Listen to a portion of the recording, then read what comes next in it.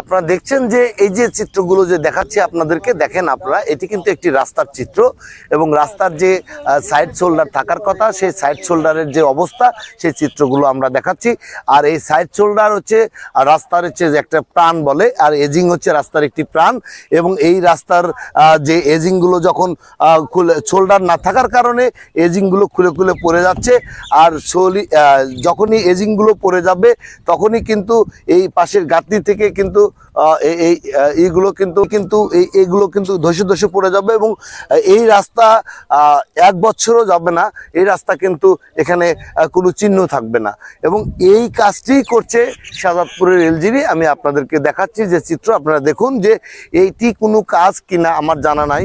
এই ধরনের কাজ শাহজাদপুরের এলজিডি করে থাকেন এবং এই কাজটি এখন তারা প্রাইম কোট করেছে এবং এটা কার্পেটিং করার জন্য কিন্তু তারা বসে আছে এবং কার্পেটিং করবে, ঠিকাদার বিল নিয়ে যাবে, ওনারা বলবে আমাদের জামানত থাকবে, আমরা রিপেয়ার করে দেবো। কিন্তু ভাঙার পরে এই ঠিকাদারকেও খুঁজে পাওয়া যাবে না এবং জামানতের টাকা কিন্তু অফিস থেকে তারা আরামে নিয়ে চলে যাবে। এই হচ্ছে শাহজাদপুরের এলজিডি।